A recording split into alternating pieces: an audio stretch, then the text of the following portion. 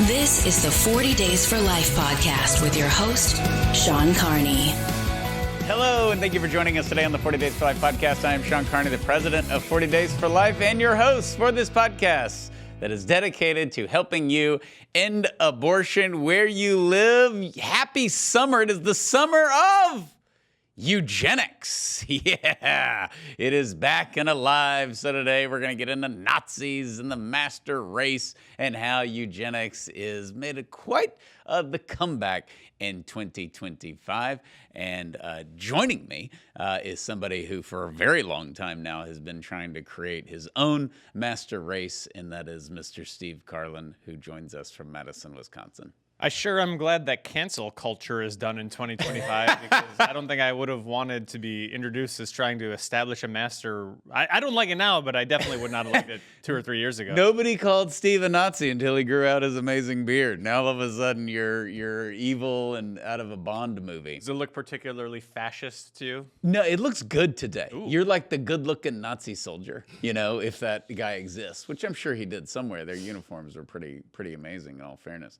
But oh, we're off to a start. we're here. We're coming out swinging. It's early in the morning too. This is we got a lot of recordings to do. Heather is also here. She is not a Nazi. That's right. So just even though they favored me. Well, we got to get serious now. So transitioning from eugenics and Nazis and the master race, we have to joke about this now because it's not gonna be too funny here in a little bit when we get into what they're doing and what they're saying. We have some feedback, listener feedback. Well, a few weeks ago we did we didn't do it. You and Matt and yes, we had a lot of fun. Siobhan did the movie Fallon, podcast. Yes. Excellent episode. Anyone who missed it should go back and check it out. And she's the bus driver from Forrest Gump. She was on Saturday Night Live. She was on Seinfeld. She's in Men in Black. New in town. New in town is the best. I know we talked about that, but especially for you guys out there who have daughters, I would say 7 or 8 or 9 years old. It's one of the best first real movies. Like it's not, whatever, Cars or Frozen. One of the first real movies you can watch with your daughters is New in Town. Super cute, great movie. I think if you were to take an artificial intelligence and try to just manifest an actress that encapsulates our youth, the lab would have churned out Siobhan. Oh, yeah. She's hysterical. She's fun. And some people, I think Joe Rogan's in this category, like they're comedians, I guess, by profession, but like when you listen to them, they're not funny.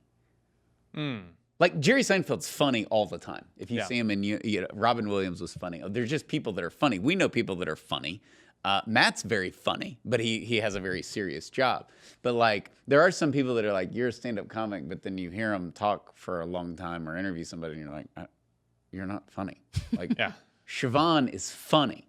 And she had, an opportunity to actually use that and make a very impressive career out of it. But the first time I met her, we were rolling just in laughter, and we hadn't acknowledged who she was or that we knew who she was or whatever.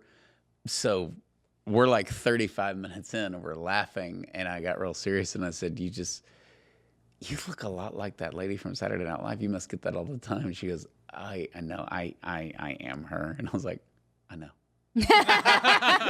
And she died. She was like, she went into like a 12-minute spasm. So, no, she is and a wonderful person. So anyways, some other stuff coming out later with her, but yeah, she's been great.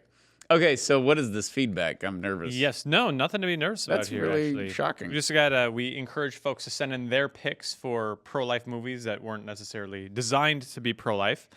And we have one from LT, who Is that Lawrence Taylor? I can't prove it's not. It's got to be. He's got to be pro-life.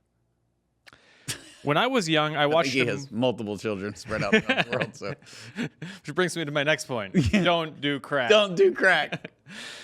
He was on cocaine, by the way. All right. Well, I don't want to sully the man's reputation. I think he was proud of it. It definitely led to a few sacks. I don't think LT, our listener, is on crack. Okay. When I was young, I watched a movie called Love with the Proper Stranger with Natalie Wood and Steve McQueen. Hey. At that time, my only focus was the romantic angle. I recently rediscovered the film, and it did strike me how the hero who had gotten the heroine pregnant during casual sex could not go through with having the pregnancy terminated. The film ended with their marriage. I'm not sure that was the intention of the producers, but there it was. So, Good. That's have you excellent. seen that? Never No. heard of it. And my kids love Steve McQueen. All right. Cool. The great suggestion. Yeah. LT. Sister Sheila, who I'm pretty sure did not play in the NFL with LT, I would nominate the recent film Sight. The film tells the story of Chinese immigrant and renowned surgeon Dr. Meng Wang and his attempts to restore the sight of a blind orphan. Part of his conversion story and the catalyst for his amazing eye procedure was the way he used the amniotic membrane to help healing and restore eyesight. The film beautifully celebrates life from many angles. That's great. We're actually getting real feedback. See, thank you. Yeah. This is what happens when you post your stuff. You could you could be featured on this podcast. It's amazing. Catherine mentions a movie that was the rage 20 years ago, and I still think it's a fantastic movie, but I haven't thought about it much recently. Bella. Oh, good one. That's too obvious for our list. That's why it Yes. wasn't on there. That one is one where I think it's it kind of straddles the line. It's not like pro-life movie, but it's also not entirely secular movie with a pro-life Yeah, message so either. we helped promote Bella. My wife has fond memories of meeting Eduardo the first time. I think he hugged her and she said, "My goodness." And I was like, "My goodness, he reminds you of me?" He's like, Exactly. She said, "Just my goodness." Yeah. He smelled amazing. Yeah. So Mirror this is like later. 29-year-old Eduardo, right? I mean, he's looked good his whole life. He's This is fresh off of that this is Jennifer Lopez music video. He's right off the Jennifer Lopez music video, and I'm sitting here going, "I don't think he's that handsome. Whatever, what's he man." got that I yeah, don't? just because I can't grow facial hair and he has a very attractive beard, who cares? What gives?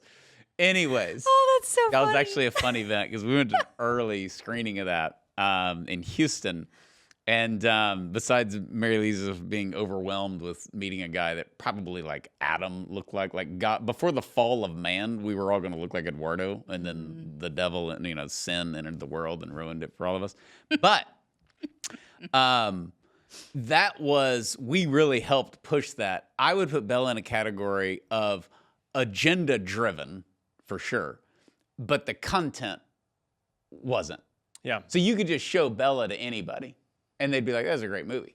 But behind it was this huge kind of like, force. And it was the same. It's like the opposite of The Passion, right? The fact that there wasn't like a major, well-done movie on Jesus or The Passion, like high quality, somebody like Mel Gibson doing it is kind of amazing. But of course, so when he makes the story, which the story is definitely agenda driven, which is convert, repent, and be baptized, because that's the story of the gospel. But all of a sudden, he had like this agenda attached to it. And it was like, this wasn't agenda driven. He felt called to do it, and he's not trying to, all that stuff. But Bella was definitely agenda driven, but the story was very fair. Yeah. Great food movie.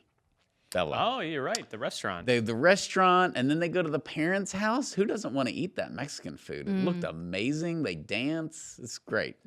It's the thing I liked about it was sort of the cinematography, just depicting the grittiness of city life. There was no kind of veneer on it at all. It was just like, this life is hard, it's difficult, and we're gonna get into it. Yeah. All right, we've got one from Dr. Barb, and she suggests Rob Roy with Liam Neeson. Have you ever heard of that? No, I've heard of it, but I haven't seen it. This is great suggestions. After his wife is raped and then discovers she is pregnant, Rob McGregor says it doesn't matter who the father is, it is their baby, and they will love him nonetheless, or something to that effect. So Great.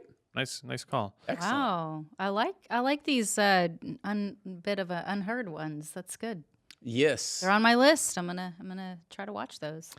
And our last one comes from James. This is a film I think we've all heard of, The Green Mile. Oh, yeah. gosh. Good one. Good one, James. I that's- forgot about The Green Mile. That's heart wrenching. Gosh, that movie The was problem hard. with The Green Mile is the success of Tom Hanks works against it. Because he just went through this streak where he made like 12 awesome movies from like 1988 to, when was Castaway? 2000. And The Green Mile just gets lost. because it's probably the saddest of all of his movies, besides Philadelphia, which I didn't really care for that. That was just a lot of drama. But yeah, it just kind of gets lost. It's a very good movie. It's a sad movie. Yeah. Very sad. So movie. for those of you who haven't seen it, It's a one-time movie to me. That's a movie that I'm like, that's probably. I'm glad I watched it, but it's so heavy that it was one of those. I wasn't with them at the time, but my teenagers watched Green Mile and loved it. I think it came. I think I bought like the Blu-ray of Forrest Gump or something, and it came with it. It was like one of those combo things where it just came with it, and for some reason it was cheaper. So my teenagers actually watched it when I was traveling one time, and they were like, "We love that movie," and I was just surprised because it's not really one that you're glad you watched it, but it's not, So Yeah. So thanks to all of the listeners who send in their picks. It's never too late on the 40 Days for Life podcast to send in your pro-life movie picks. Absolutely. And podcasts are weird, as we know, and ours is really weird in that we talk about things, time passes, but people are listening to it at a different time of year. Of course, all these episodes are timeless. You could listen to them whenever, and you'll be better for it. But put them in the Louvre. Exactly. Don't say that word ever again, please. So yeah, it's one of those things where you can write in no matter when you listen to something, and we will try to. We read all the feedback. Steve reads all the feedback. I only read the super negative feedback. So if you want to complain, and complaining is the best way to reach me. So I really appreciate that. Okay, something that is too appreciated these days is eugenics, and we have covered this before. Obviously, because it's a pro-life podcast, but it's been in different contexts. So what happens is every so often, and I would say the last big wave of this until now, was the sexual revolution and the ridiculous overpopulation myths, which worked, by the way, and now we don't have any kids, and we're on the brink of a economic global collapse in about 80 years. Okay, and unless Elon Musk and Joe Rogan and RFK talk about it, we were just ignoring it. We're overpopulated. There's not enough people. Of course, if you listen to the podcast, we've had Dr. Leighton Field on, and he said years ago, we need to get him back, that this was going to happen, and that half the sociologists in the world believe that we're underpopulated. And I would bet that it's more at this point. 100%. Because now it's, as you mentioned, Elon and everybody, it's kind of mainstream. And certainly some of the solutions that are being proposed are not good. The idea of let's just create kids in labs. But it seems to me this is one of those things where we've sort of crossed the threshold. We've gone over the tipping point where there's a recognition of like, oh gosh, not only are we not overpopulated, but this is going to be a problem in short order. It removes like half the comments of having, a lot of kids, and we didn't set out to have a lot of kids. We wanted a lot of children, and we were blessed with 8 kids. But the comments of like, are you trying to populate the world? Well, that guy's gone, because now it's like, hey man, Elon said we're in trouble. So he's turned away from his ways on that. But the problem is that, and there was one statistic from a credible demographer, that if every Italian woman today of childbearing age had 10 children today, it would be a blip on their radar. It wouldn't matter. And this, of course, is then fueling the immigration crisis, which we've also talked about in the context of abortion on the podcast. So like, well, we don't have enough people. Are we importing them? Are we creating them in labs? There's a whole lot of discussion going on. And America is 2.1, which is the level of replacement because of tragedy. So 2.1, that is dependent upon immigration. Now, I've heard different things. Is it dependent upon illegal immigration? That's where things get dicey. Because the theory that I've heard is, so what's going to happen if we don't have enough children? And America is actually doing better than most of the world because people want to come here and live here. But when you get into Germany and Italy and France and England, so I asked one demographer, what's going to happen?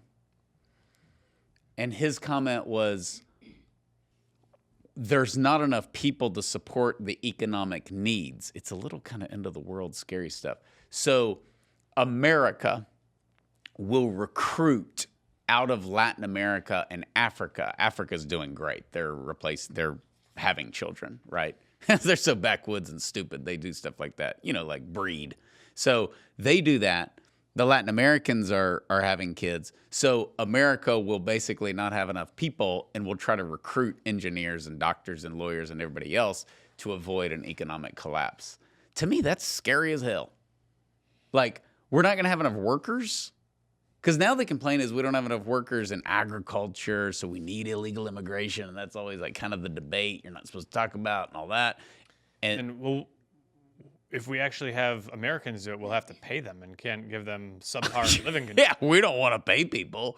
We just want the Mexicans to come over and pick everything. It's just they're like out with it now. But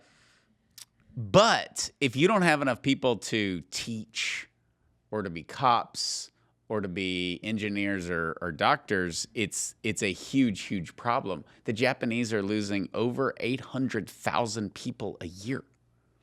It's interesting to me, too, that Elon is sort of at the front of this, because you would think, given his involvement in pioneering artificial intelligence, that he would be the one saying, we don't need people anymore. They're in the past. We can just have the robots and the algorithms do everything. And he's saying, no, this is a crisis and we need more people. I think that's a sort of I wouldn't have expected it. Me neither. And the thing is, when you look back, to be fair to him, is that he's been saying this for like over a decade. And of course, people are like, he's nuts. He's justifying the fact that every time he, sees a woman, he impregnates her. And he's just like saying, yeah, I'm helping the world, And I would like to just meet women that have met him that have not gotten pregnant, because the guy just seems like he's impregnating everybody. But so you can just write him off. But when you look at his explanation and the stats and the charts of all the Western countries, it's not sustainable.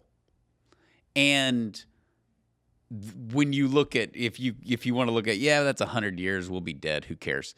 But if you want to look at it in the short term, the baby boomers are very concerned about it, because they didn't have nearly the amount of children that their parents had, that they're obviously the product of. They didn't have kids. They bought into the sexual revolution, right. And now we're contracepting and aborting ourselves out of existence. So then they will have Social Security, because Congress has no backbone. Nobody's ever going to go after that. But the Social Security crisis is a population crisis. So I don't know how we got off on that, but that was our most recent wave of eugenics rhetoric. We're the baby boomers. Thank you. So the overpopulation myth we're now paying for, and that was eugenics. But now it's not, people aren't arguing the population thing. They are arguing basically the traditional argument, which is, some people just shouldn't have kids. Some people shouldn't have kids, and we're negatively impacting the environment, and therefore we need to have less humans to do that. Humans are polluting the earth. Yes. And as I was in one civil conversation with a gentleman over the last few months, and I said, well, so to get rid of the environment, we need abortion. Yes. He had already admitted that abortion kills a baby. So I said, so we need to kill the babies to save the planet. And he was like, that's how it goes. That's just reality. And I was like, That's here's your swastika necklace. That's Merry the point we Christmas. put in the original What to Say When, is you look back at history and you see all of these cultures throughout time and geography doing child sacrifice on their temples to change the weather. And here we are, ourselves progressive. The Aztecs. We're not the Aztecs. We're not the Nazis. We're not trying to create a master race. Now we too are killing our children to change the weather. I think there's also another component. I think this is a big one, is where are you on climate change? Because I didn't really have, I would have been a very insecure environmental guy. Like, I'm like, yeah, I went to LA when I was a kid with my dad, and we came, over the hill, and I saw this like black stuff in the sky. It was really gross. I wouldn't be able to. And then you have like Vivek, who's like, this is a hoax. I love the way he says hoax for some reason.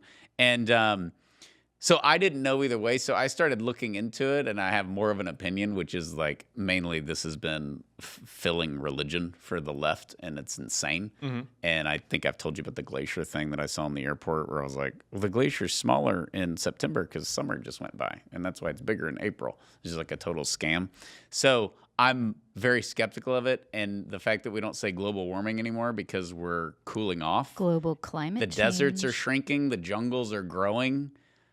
Carbon dioxide is actually good for the environment. That's what the trees live on. So there's all this stuff called the science that has sort of gotten me. I'm now just overly skeptical of anybody who's like, we need to clean up the earth, because I think that they're going to want to kill people to do it. It sure seems that way. Yeah, there's a lot of questions involved in it, right? Is it happening? If it's happening, is it man-made?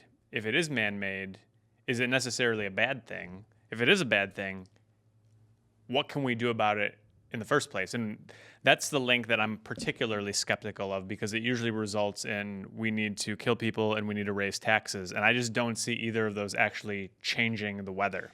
Well, what happens is these companies say, we care about the environment, so we're not manufacturing this, or we're not building this, or we're not doing this here. We're going to do it in China. Right. But it's still the same ozone. The Earth has one ozone. So, that part is where people, I think the last 2 or 3 years have been like, I think y'all are kind of full of crap. And the fact that you scream this all day is insane. And you see it, you can't get away from it. United Airlines, like, we have clean gasoline. I don't know what that means. I'm sure that I liked when they used to get me to Texas on time. That's what I liked. Absolutely. I got in at like 1:30. It's the clean gas that causes all the delays. That's what it is. I don't really I haven't had a lot of I've had bad flying experiences. I've never had a bad United experience where I'm like, y'all blew this. I know that's shocking, and I've traveled way more than you. But so I'm like a defender of things that people hate. Remember, I wanted our water to be more expensive, and the guy wrote in. Yeah, so some things. Yellowstone brought to you by Bank of America. Exactly. So if you want, I have my flaws, right, according to some, but I'm willing to give the benefit of the doubt. But like Marriott now, they've been doing it.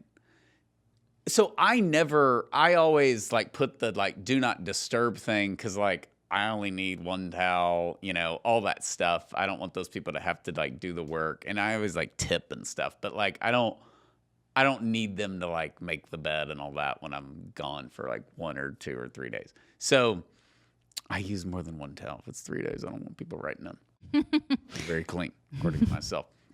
So they do the thing where it's like you get points. Now, have you seen this? Save water and laundry by not getting a clean towel. And I'm like, I'm not the guy that's going to walk up to the counter and be like, this is all BS. But like that guy's probably out there. And I get that. Like, what are you doing? We can't even stay at a hotel now. Like, we can't operate. Plus, now you're like probably cutting jobs or something. You just don't want to hire as many cleaning people. So I think it can be both, because I've thought about that before too. Is this just a kind of a cover up for we don't want to hire more people, or we can't, or there's not enough people coming to work post COVID or whatever, which I don't know how true that would be in each location, but it can also save water. So that's not a bad thing. I know. And I got to admit, I'll take a longer shower in Seattle than Phoenix, but like there's no sign when we were at the symposium a couple of years ago in Phoenix, we got a great deal, right? Because it was July and 117 degrees. Record heat that year. It was like a 25% of their regular room rate. It was awesome. So I just got there, and this isn't a red-blue thing, but I'm like, how in the world do all these people live out here? Where do they get their water? It's the desert. And in the hotel, there's no like, hey, be mindful of water use. Like, I would totally be fine with that. I would totally understand that. But they don't have the signs there. They have them in Seattle. Well, that was what, it rains 300 ago? days out of the year. Yeah, that was. So things may have changed since I guess we're gonna. Yeah. I got a trip there soon, so we're gonna find out. But I don't mind that. But people look, we were talking about our good buddy, your good buddy, David Koresh earlier. Somehow we got on Steve, we were driving up and Steve talked about when you see the sign that says go to Bryan or go to Waco. And he's like, the first time I ever brought him to Texas, he's like, so does everybody? And I was like, yeah, everybody thinks of the Branch Davidians and David Koresh. You see the Waco. But so the creep part about that, and there's a lot of opinions, we're not going to get into that. But it was like, this is a religious thing that they're trying to force on certain people, okay? Whether the government should have gone in there and blown the thing up, we're not getting into that. But like the environment thing, global warming, it's going to kill us, Al Gore. We're going to blow up, or the Ice Age, whatever, they switch it back and forth. Oh, no, we're cooling off. So it's not global warming, it's climate change. Yes. But this morning when we got up, it was 81 degrees, and then later it'll be 100. This is, Isn't I that believe, climate what change? scientists would call a non-falsifiable hypothesis, which is inherently unscientific. Science involves you've got a hypothesis and you prove it based on the data. This is, we have a hypothesis, and if it's warmer, that proves that the climate is changing. If it's colder, it proves that the climate is changing. If the weather actually stays the same, well, it's because of complex factors that only scientists know about, and that's why the weather is changing, even when it stays the same. So this is where I have a little bit of a problem with just the whole concept of it being science in the first place. Well, and also it just becomes religion. And as we saw under certain popes, it was adopted by certain religions and seen in the same light or invaded and accepted. And it's just out of control. Europe is crazy over this stuff. And I guess that makes sense because Catholicism was so strong there and they produced so many great saints. And then they basically dusted their feet off and have thrown their faith and their richness and their history down the toilet and flushed it. So you got to move on to the next thing. You can't just, you got to fill that vacuum. And it's the earth. We're just not worshiping ourselves and our planet. But it's a very, very dangerous thing. And some of the background. Why don't we go back to Darwin? Yeah, because ultimately we're talking about the climate. Probably there's some listeners who are like, what does this have to do with eugenics? You're just talking about population control at this point. But it ultimately comes as part of a general thrust that we've seen over perhaps the entire Enlightenment, but certainly the last couple hundred years, where you go back to Charles Darwin in the late 19th century, and he's got the theory of evolution that posited that natural selection gradually results in species that are better suited to their environment.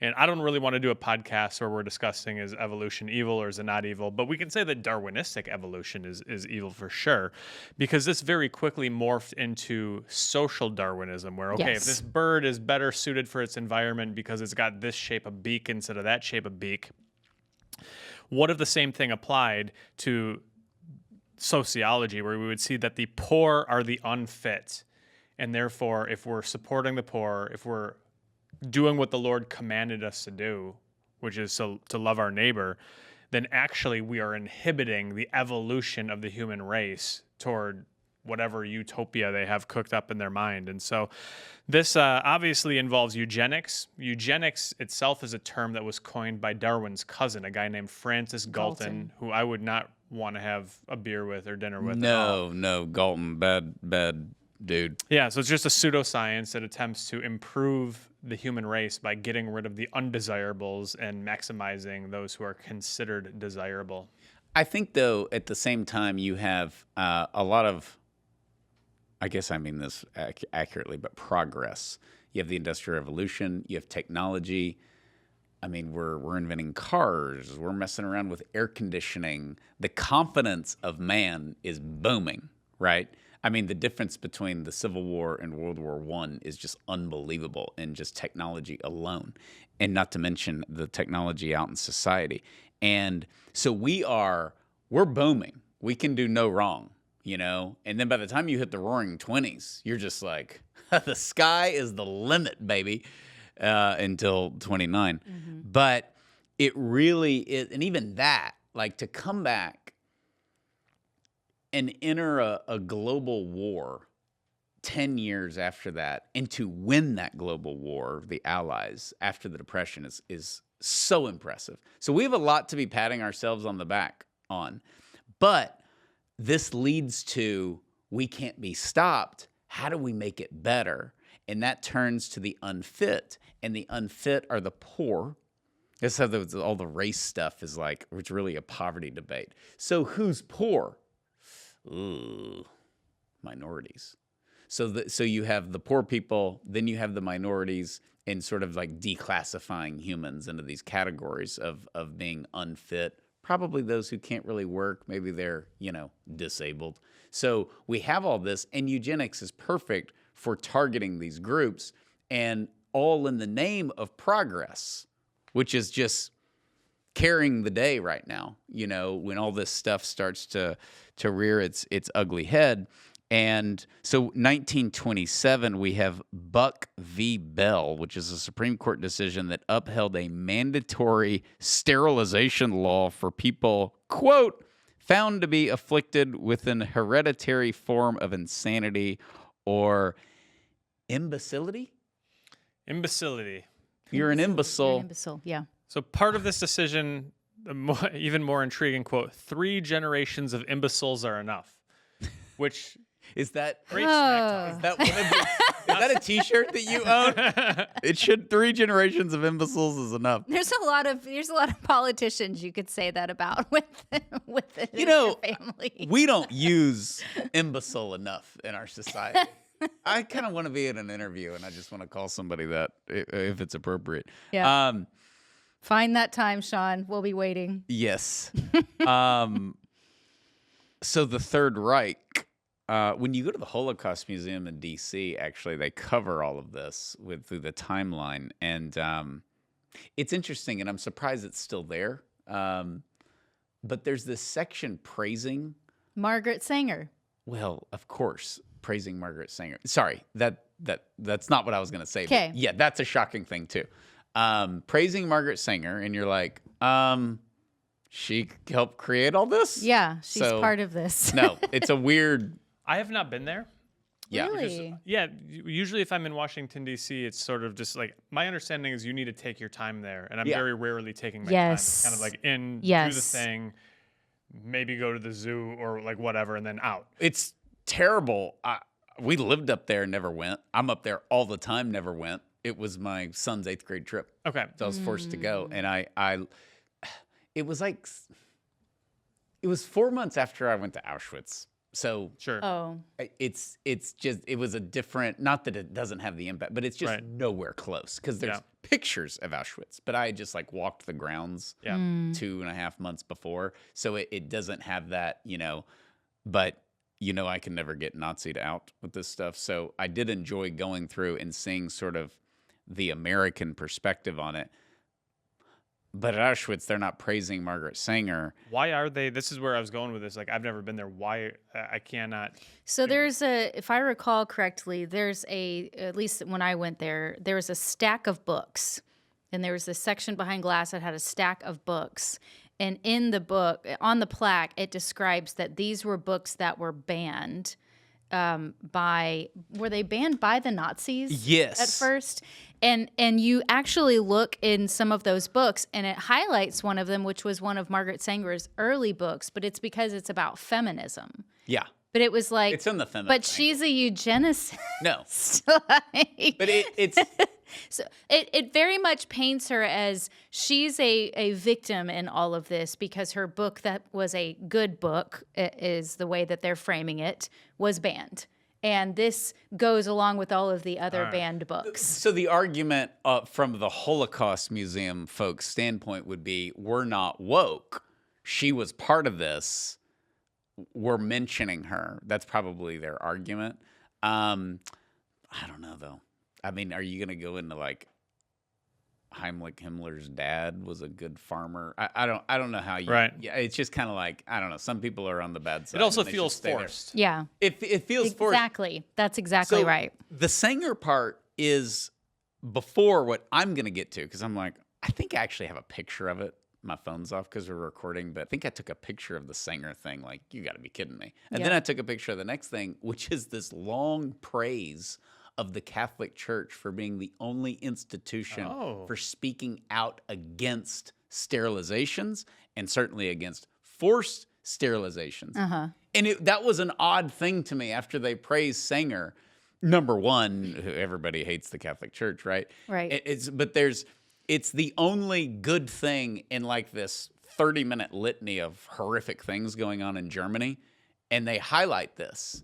And I think they highlight Pius XII when he was a bishop. So anyways, it's very interesting. I don't know how we got off on that, but 3 generations of imbeciles are enough. So we end up with the Third Reich, and their philosophy is, of course, I'm not going to say the German, life unworthy of life, and that is Charlie Gard in England. That is still very much alive and well. So Germany passed a law that is, quote, a law for the prevention of genetically diseased offspring. Required sterilization of people, not like allowed, required sterilization of people with schizophrenia, deafness, blindness, epilepsy, and other health issues deemed genetic. 400,000 people sterilized. So we hear a lot, this kid is going to have a rough life. The mom is on crack, whatever. We're very quick to judge somebody's life. Yeah. Somebody else did that. He who is physically and mentally not healthy and worthy may not perpetuate his suffering in the body of his child. Adolf Hitler. Yeah, I was just going to say Adolf. We know who it is, but yeah. So if you saying that if I say this, I'm just like Hitler? Partially, yeah. You just at least believe that philosophy that the suffering of the parents is going to be passed on to the kids, and we just don't want to deal with that. And it is. That is 100% out of the Nazis. Doesn't mean you're a Nazi. It doesn't mean you want to gas Jews. It means you buy into part of their philosophy because their philosophy did not end with the war.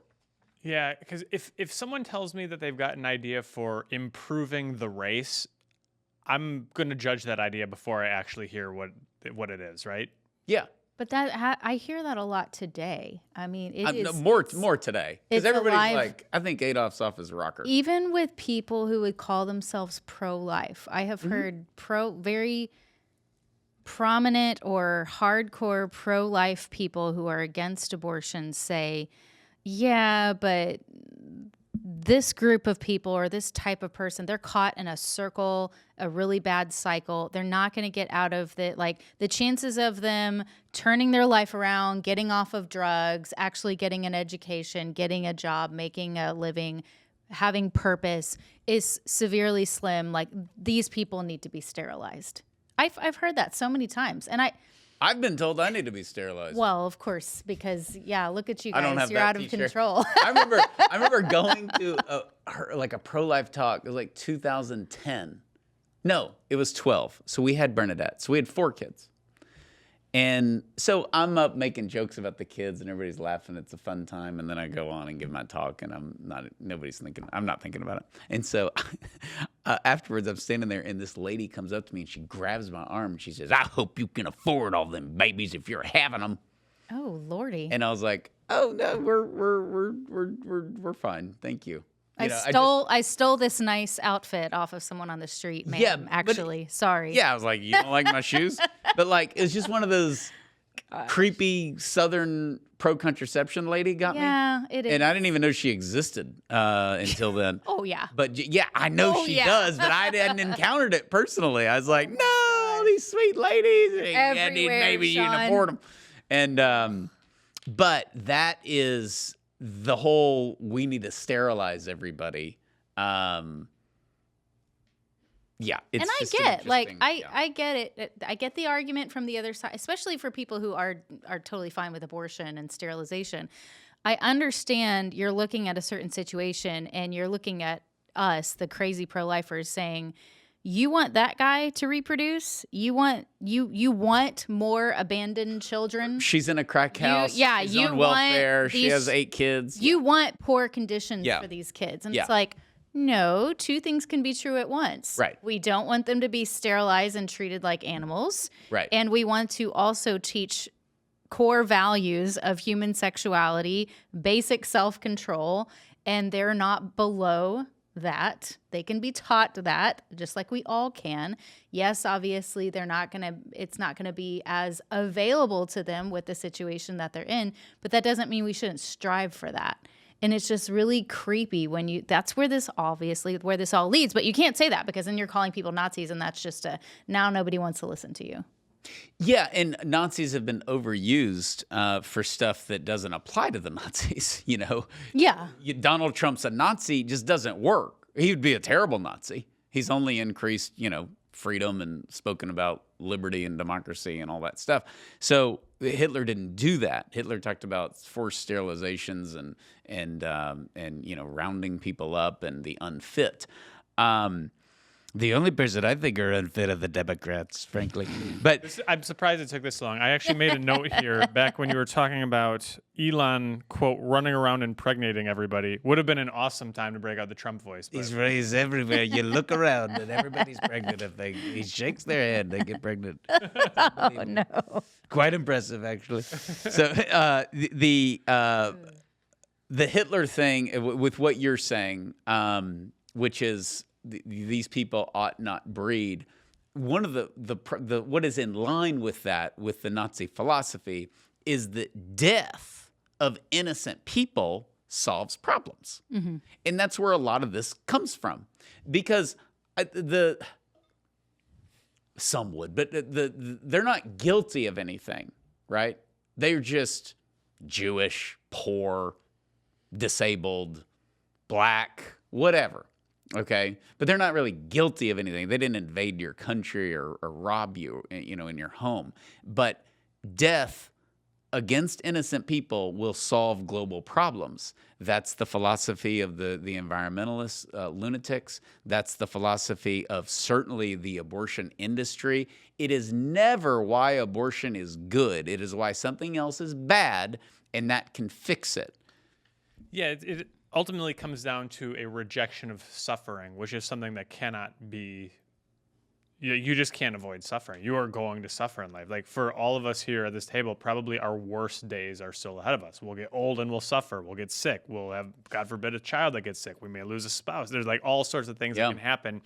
And when you try to make an end run around that, you end up not only is it just evil because the ends don't justify their means, but you never get to the ends either. These attempts to eliminate suffering always result in more suffering. One of the many reasons I love Steve Carlin is that he thinks about things that I think about, and other people are like, "You're really dark and horrible," and I'm like, "No, that's something Steve's thought about." My worst days on earth are just ahead of me. Let me list 10 things that will go wrong, that will destroy my life. I know producer John is like that, for sure. He's always looking forward to the horrible days. So yeah, But I'm saying we shouldn't be afraid of them. It's a very good point though, because some people just bounce around through life and they get a hangnail and they freak out. Generation Z. But it's one of those like, you look at the toughest people around, you look at a lot of the saints. Many saints lost parents when they were children, which is the horrible thing, right? And you see people that lose parents as children, they end up in the penitentiary. But then you see people who become saints or Navy SEALs or whatever. And it really is amazing how God uses suffering. And of course, it is the example that our Lord uses. He doesn't come down and build a condo and save us all from our sins. He suffers like no person has ever suffered, and he didn't deserve it. He was innocent. So I think it's a great thing about suffering because we want heaven on earth. And the way to get heaven on earth is to kill a bunch of people. Yeah. I think Stoicism is cool, and Stoicism combined with Christianity is awesome. Like, we just need to be, I'm going to suffer. What did your parents do to you? Stoicism is cool. Another t-shirt that we need to get up at 40daysforlife.com. Okay, so let's talk about this. We've hammered away at the Nazis. But abortion is the new eugenics. I think it's much more effective. The world came down on the Nazis. They kept the Holocaust pretty private. They weren't really advertising it. It kind of leaked out. They knew they were rounding up the Jews, but it was very focused in Germany. It wasn't on Twitter? Yeah, it wasn't on Twitter. Obviously, the Poles found out about it. But there wasn't, nobody was like barking down the fences and saying, free these people. Abortion, on the other hand, you're out of the loop if you're not doing it. 93% of the countries not only support it, they fund it in the world. So it's a Holocaust that we congratulate ourselves on, and that we throw a fit if in any way it cuts back. You know, if abortion numbers drop, that's like the worst thing. If women aren't dying from lack of abortion, that's the worst thing. So that's where it's different, is they say, not the Nazis. I know. Like, there was a lot of decency in the world where we learned about that and we said never again, and then we went and we just repackaged it at the UPS store and told everybody it was a gift. Yeah, I think the post-war reaction against eugenics was more of a pause than a reversal. It's like, all right, let's everybody calm down here. We're not going to do that again. But the underlying sort of selfishness, the underlying desire to eliminate suffering, it still remained, and we're seeing it come to fruition today, and it's growing, I think. And I think it also, you combine it with, you talked about some of the eugenics of 100 years ago being in part driven by our technological growth and expansion. Gosh, we have conquered nature. We can master the universe, and that includes the human race. We can master society. And I don't think it's any surprise that we're seeing sort of a renaissance in eugenics right now as we see more rapid technical expansion, artificial intelligence, quantum computing that appears to be on the horizon. Nobody's talking about this anymore, but remember, we're like 4 years ago where the COVID vaccine is our template. We will eliminate disease in the next 10 years. Well, we're 5 years into that. Hasn't happened, but I'll avoid the COVID rant. But there seems to be this idea like we can master the universe, and once again, killing those who are deemed unfit, sterilizing those who are unfit plays a big role in it. Well, we hear a lot of a lot of people say I'm pro-life except in, or I'm pro-life but.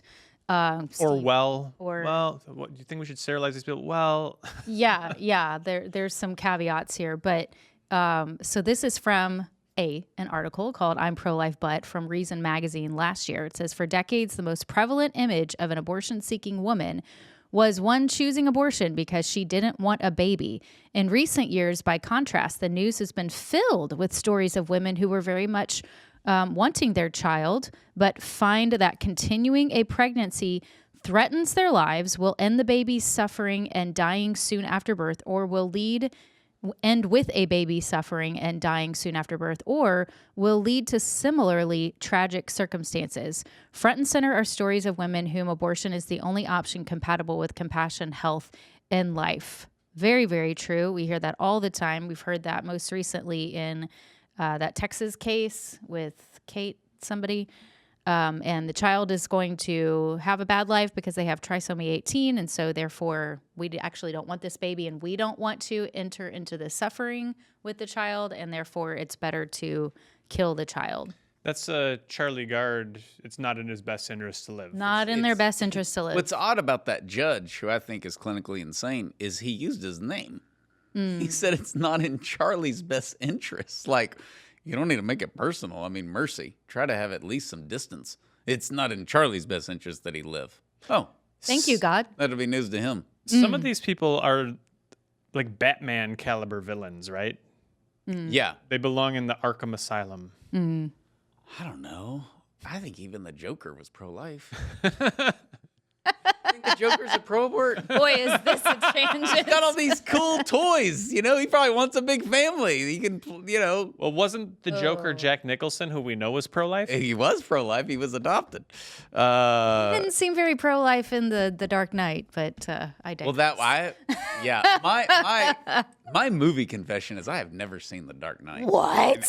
I know I just need to. Wait, I shouldn't be surprised. We've had this conversation before about the comics. You guys aren't big into No, but I love Batman. I think there's superhero movies and then there's Batman. Me too. Okay.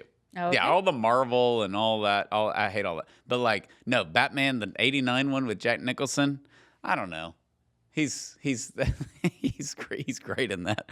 Those ridiculous outfits.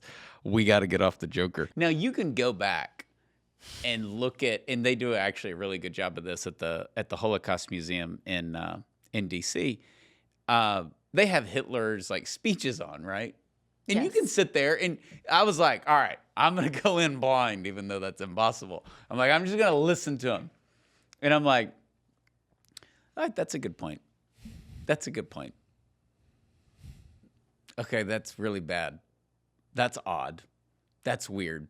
This guy's a friggin' lunatic and nobody knew it? Like, because there's just crowds of people everywhere. Yes. And yeah. so what the modern day person does is says, yep, kind of like a Trump rally, huh? And you're like, but Trump didn't say the things Hitler said. Like, Hitler's like screaming, the Jews are the problem. We got to get rid of the Jews, you know, and that's different than saying the Democrats are terrible people, you know, which is what, or the Republicans are terrible people or whatever. And so the Nazi thing is worn out because it's applied to things today that they don't fit. But the Nazis did kill people because they thought that they were unworthy to live, and that is exactly what abortion does. We don't kill the unborn because we think they have great potential and they're going to contribute to society. We don't even kill them because they're just disabled or their dad's a rapist. We kill them because we don't want them for whatever reason. And it is a perfect analogy to, it's just the difference is you can listen to Hitler, he looks and he sounds like a crazy person, but somebody, as we've mentioned, people who claim to be pro-life are like, I mean, I can understand a couple if the baby has, you know, Down syndrome. This is where we get into a point that I've made repeatedly here, which is now everything has to be hyperbole, and the most hyperbolic thing you can say is that it will kill people, right? So you want to doge the government and reduce it. Well, we can't do that. People will die. Yeah. You want to change the tax rate. People will die. You want to not wear a mask. Grandma will die. You want to skip the plant burger and have a real burger. The planet will die and our children will die. Here we have the You want an extra towel at the hotel. Yeah, exactly. Now we have an industry, the abortion industry, that's job literally is killing people. But women will die. Yeah, so if we can't kill people, people will die.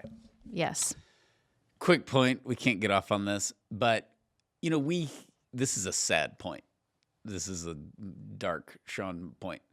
We can go back and see the footage from the liberation of Auschwitz. And you see the piles of bodies and you see the living who basically look like they're dead. And you're just like, let's go kill some Nazis, right? And this is awful. And I can't believe that this went on. It's like for our generation, I remember learning about segregation. I'm like, I just can't believe this happened. I really can't believe it was only like 30 years ago. Right. But the Holocaust is a totally new level of death. And so the argument is that we need to see aborted babies. And that can be very effective, and I've used aborted babies, and it can be very effective. But it's amazing how not effective it is. You can show, and I don't know like hardcore Holocaust deniers, so I don't know if you show them the piles of the dead Jews, and they're like, it's AI. And you're like, I don't know, it was like the 40s. They didn't really have AI. But you can show people aborted babies all day long, and it's amazing. I'd say it moves the needle on like 8% of the population. That's a really good point because I think that probably 99% of the people listening to the podcast, including us, would think that the conversion rate should be 100%. Oh, now I know.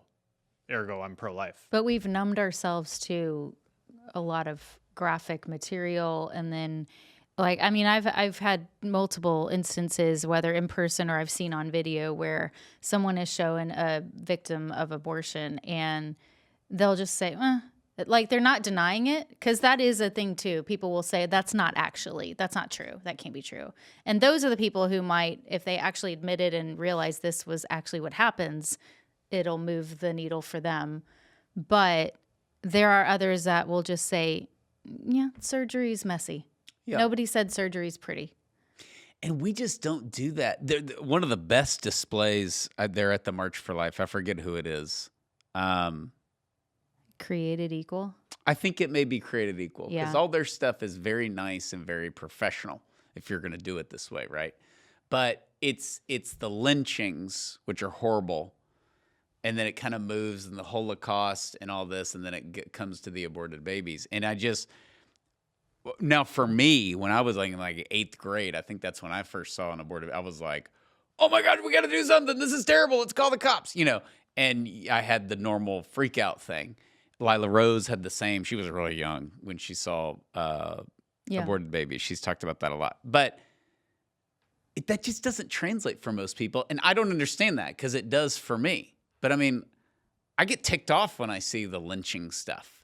I get ticked off when I went to a museum in North Carolina, and they had a slave trade block actually from New Orleans. You know, it's very powerful. It's actually in a Catholic church now as a memorial. It's pretty cool. And you know that I got angry.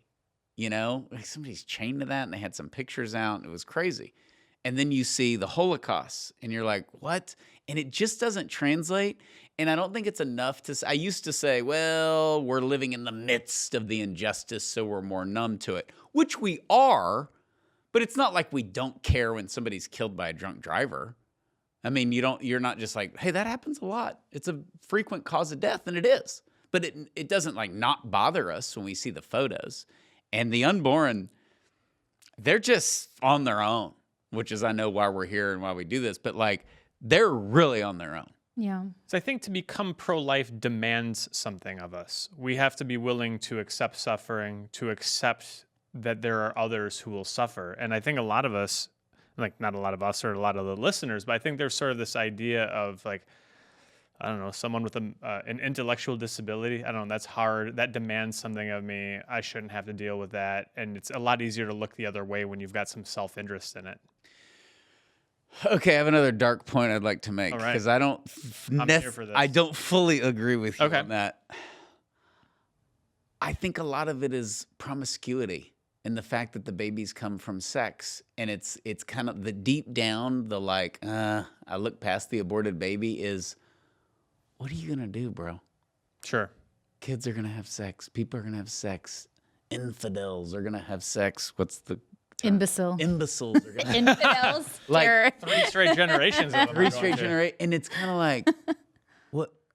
And I think part of it is a sexual guilt thing. I think that's definitely real. Like, who am I to say? What, I don't know if my girlfriend got pregnant. That whole argument. But that's the Peter Kreeft point. If abortion wasn't a result of sex, it wouldn't exist. Yeah. You know, and if drunk driving was a result of sex, there'd be a lot more drunk driving deaths. So I'll push back on that a little bit. I think it might exist without sex for the same reason that euthanasia exists. We have euthanasia. But that's not even close to the scale. Look how at this moment. I mean, look at Canada. But it's very slow. Abortion was essentially overnight. There were going to be like 3,000 abortions a year, and we jumped up to 1 million in like 7 or 8 years or a decade. You know, and so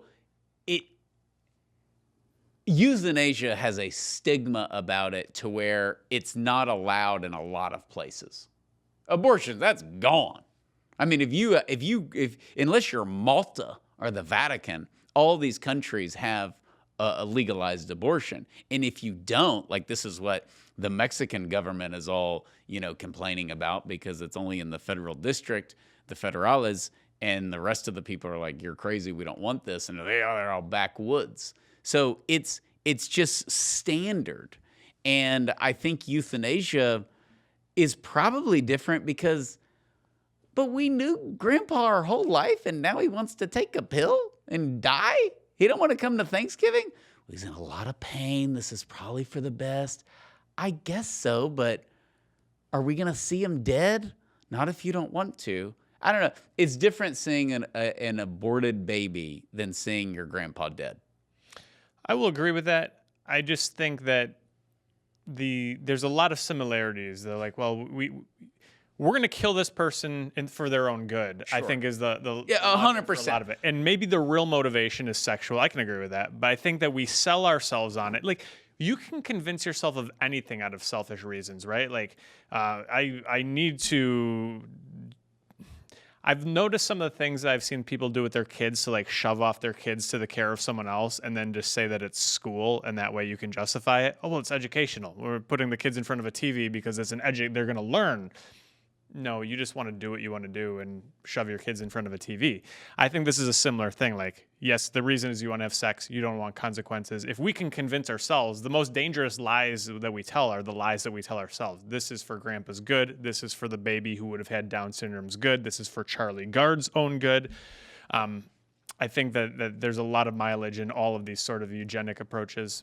Well, unlike abortion, well, I guess similar to abortion actually, is that it is determined by choice. So the argument for euthanasia is Grandpa went out the way he wanted to. I've had that said to me a lot. You go out your own way. I've also had it said to me on suicide. I'm like, Yes. that's not a good thing to say. Don't say that ever again. You choose your own way. I'm like, Yes. Why is that a good thing? that's not good, and that certainly their family's not going to want to hear that. But euthanasia is very similar. But it's my life, which we know it's not. You didn't create yourself. You don't get to kill yourself. And that whole notion that, okay, Grandpa says his left leg hurts so bad, or he's so sad, or whatever, he's lonely. He wants to check out. He wants the injection. He wants the pills, whatever. The woman's not dying. The baby has to die. And obviously the baby doesn't get to make that decision. And I like getting in these conversations with people. The pro-euthanasia people usually don't want to touch abortion. It's really ironic. But that's the difference, is that you're choosing your own destruction. Mm-hmm. And you've had a long life. And sadly, you've ended up at this place where this is how you're going to end it. And, it's not good. But the unborn, they have no clue. This is, I think, it comes back to what Heather read a moment ago, where the old idea of abortion was a woman didn't want a baby. Now it's because abortion is a compassionate option for the baby and for all of society. And that's why we see babies with disabilities are disproportionately likely to be aborted. And we've got a research poll here from Vinia Research that show among young adults that shows that young Americans, supposedly pro-abortion, but young Americans will overwhelmingly oppose Roe v. Wade when they learn that it allows targeting of babies based on sex, based on suspicion, what if they could be LGBTQ, based on race. But a majority still supports Roe v. Wade even after learning that it allows for the targeting of babies with chromosomal abnormalities like Down syndrome. So we've got here, okay, well, I'm pro-LGBT. I wouldn't want to abort a baby if we knew that the baby was going to be gay or whatever. Oh, the baby's going to have Down syndrome. Well, in the baby's best interest, in Charlie Gard's best interest, and in the parents' best interest, we don't want the parents to suffer either. Or what about the other children who wouldn't have as much time or attention when they're trying to take care of this baby with a disability? Why don't we just make everything better? This abortion is no longer an act of selfishness because I want to have sex. This abortion is an act of generosity toward all of the concentric circles of people who will be touched. This is what we call misguided compassion. Yeah. It's extremely misguided. This is like when, I don't know what year it was, but when Iceland said that they had eradicated Down syndrome, and what had happened was they had actually eradicated the people with Down syndrome before they had a chance to be born. Which 2018. They're not the only country that's aiming for this, right? But there seems to be the most in recent memory. Braggatory. I just made up a word. Bragging about it. Braggatory. I like it. Put in the dictionary. Here we go. Let's pick on Nebraska. Nebraska, their pro-life law protects unborn children after 12 weeks. Okay. So a senator whose pivotal vote helped pass the bill originally wanted an exception for babies with, quote, lethal fetal anomalies. I don't know why that took me so long. Anomaly. So they put that in there. But then they took it out. And now he wants to pass a bill allowing abortion up to 20 weeks in cases of lethal fetal anomaly. 8 weeks difference. So 12 weeks, we're all on board. And then he passed a law for 12 weeks. So this would definitely be a classic case against something that has been effective in most places, incrementalism. But this was incrementalism in the opposite direction. And closing this part out, and we are going to close the podcast out soon. Obviously, IVF has created this whole, which is terrible that Trump got roped into that, and he's like fell for the bait, because IVF is not a political issue. The left sort of like wanted to distract everybody away from abortion. And so they're like, oh, they're against IVF. And everybody had to run out and say, no, we're not. but nobody was talking about that as a political issue. IVF, unfortunately, is accepted by everybody. Most people, I think it's 8% of Catholics are against it. Wow. Jeez. Yeah. So that's not the reason to fold. It's the reason to evangelize. And we've done Right. podcasts on it. We've put it in books, and people write in and they're like, hey, well, we're going to do it and we're not doing it. And here's our baby. So it is great. And there is a huge turn against IVF. One of the consequences of it getting a lot of political attention was people being like, why would anybody be against IVF? Looking into it and then realizing they're against it, that you create these 8 babies so you can have one. And so that's been part of the good thing. Also, the whole like natural medicine, chemicals, RFK thing has made people kind of turn against IVF also. But that's still a huge, huge problem. The gay couples adopting kids is not good. You should not deprive children of a father and a mother. I know that's like controversial or whatever, but that is just absolute child abuse. And I'm not saying that because the sensational thing that the right does is they take the gay guys who adopted an 8-year-old. He grew up to a teenager and they raped him, and now they're in prison. That's obviously the worst case scenario. That's an extreme example, but I don't know if you can say, and that's why they're doing it, you know? No. I don't think that's fair, number one. I think there's probably good intentions with some of them, but we've just got to allow nature to be nature. And gay people weren't trying to adopt kids in the 80s or 90s. Isn't this like a new thing? Is that because of gay marriage? I think it's trying to say we're just the same. We're just like you. Yeah, it's just, but you're not. I mean, it's just the reality. And kids need a mom, and it's not somebody who thinks they're a woman. It's an actual mom.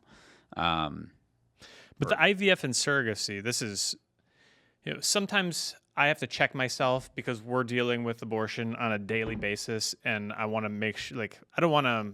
You can become the person who just freaks out and loses their mind because of how horrific abortion is, and you can also become numb to it. And I want to check myself and make sure that I'm not becoming numb to it.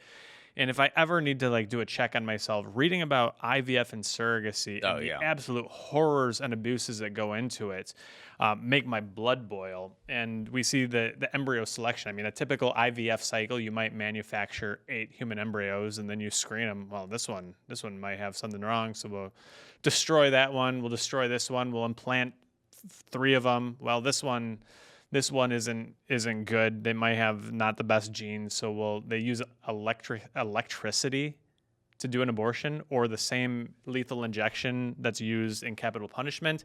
And I remember we're going back almost 20 years now. When I lived in Chicago, you could get on the train to work and open the paper, and back when there were classified ads, I don't know if there still are classified ads in Chicago, it'd be advertisements. We want an egg donor for someone, a woman who is 5'9" to 5'11", got this on the SAT scores, went to a division whatever college, and it's even between the time that we put this outline together and between the time we recorded it, there are now new developments in genetic manufacture where you can kind of build embryos to spec for IVF and surrogacy purposes. And the number one country is the Ukraine.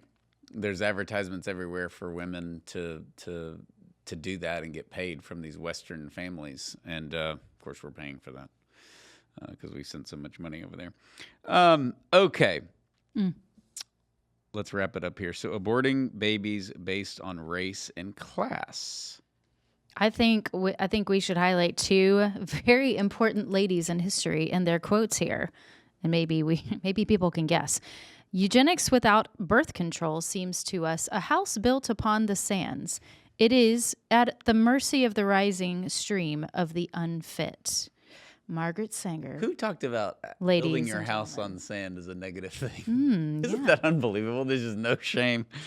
Okay. And then Ginsburg. Frankly, I had thought that at the time Roe was decided, there was concern about population growth, and particularly growth in populations that we don't want to have too many of.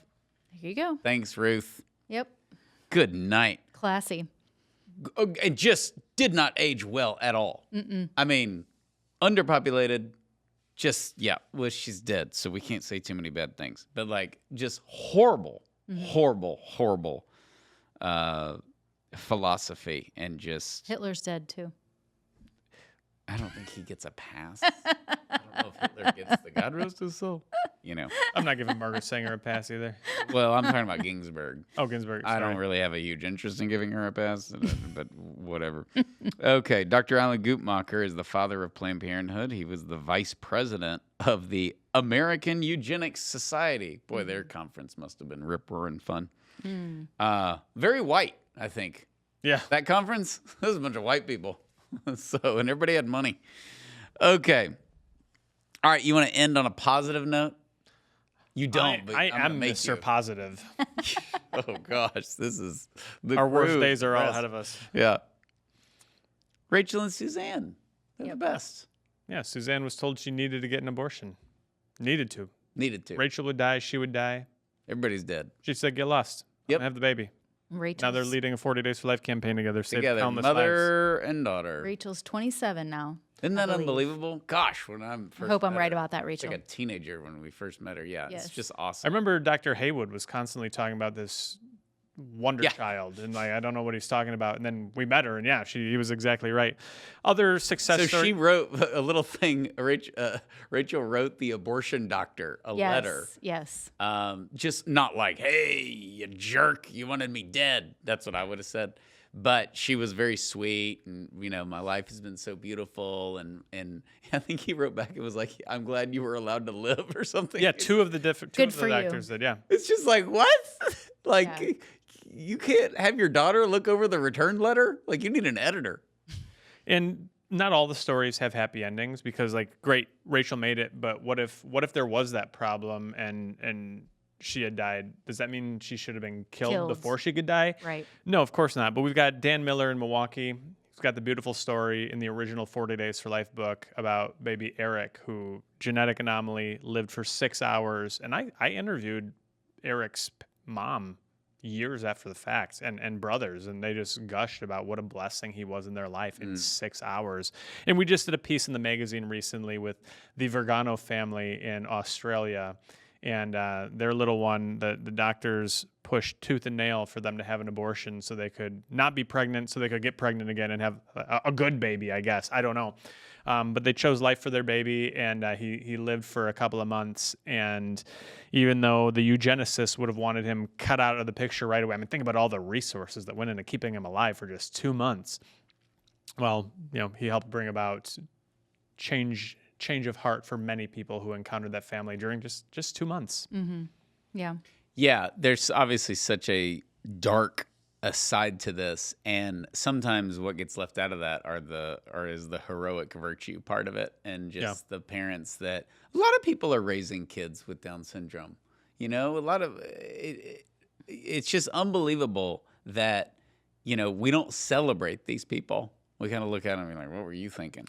There's something interesting in, we're all Catholic, and in the catechism, we talk about, like, we want to get rid of poverty. And the catechism actually says something to the effect of, like, no, we should have poverty because the poverty are how the poor are how the rich are going to get to heaven, and the rich are how the poor are going to get to heaven. And we belong to each other, and we need each other. And I think that the same thing applies not just to poverty, but also to different levels of ability or disability. These, maybe a lot of people are going to get to heaven because the disabled gave them the opportunity to love. Yeah, there's Showed them how. a popular political phrase which is good, which is we want to alleviate poverty. The lunatics say we want to eliminate it. Right. And that's always really scary. Yeah. And of course, Christ himself says the poor will always be with you. But yeah, trying to make heaven on earth is basically how we got here, and it's how we ended up on this podcast. So we wanted to give you a few highlights, some historical context, but certainly highlights of how eugenics is unfortunately alive and well and still being used to justify abortion, surrogacy, and many other things. So thank you, Steve. Thank you, Heather. Please rate, review, and share this podcast, and we will see you next time. God bless you.